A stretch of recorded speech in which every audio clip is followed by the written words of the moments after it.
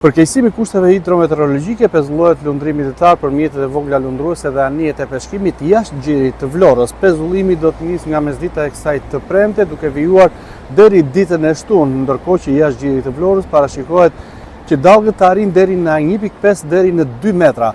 Ndërkohë në njoftimin zyrtar të Kapitenerisë së Portit të Vlorës bëhet me dije se nuk do të ketë pezullim për anijet e transportit ndërkombëtar për tragedin e linjës Vlorë-Brindisi, por vetëm për mjetet e vogla lundruese dhe anijet e peshkimit. Përkeqësimi i kushteve të motit në vend sjell probleme në lundrimin detar në Vlorë. Duke nisur edhe nga parashikimet, Kapiteneria e Portit të Vlorës ka urdhëruar që gjatë datave 3 dhe 4 tetor, duke filluar nga ora 14 e datës 3 tetor, të pezullojnë lundrimin e mjeteve të vogla lundruese dhe atyre të peshkimit, të cilat duan të operojnë jashtë gjirit të Vlorës në det të hapur. Kjo për shkak të erës me shpejtësi deri në 15-20 metra në sekondë dhe lartësisë së dallgëve nga 1.5 deri në 2.5 metra. Kapiteneria urdhëron marrjen e masave të nevojshme për sigurimin e mjeteve në port dhe rritje të gatishmërisë së ekuipazhit në mjetet lundruese. Ndërkohë, anijet e transportit ndërkombëtar detar do të vazhdojnë të operojnë normalisht sipas destinacioneve përkatëse. Përmirësimi i situatës hidrometeorologjike të përkeqësuar për mjetet e vogla lundruese dhe të peshkimit do të jetë mbas orës 6 e datës 4 tetor.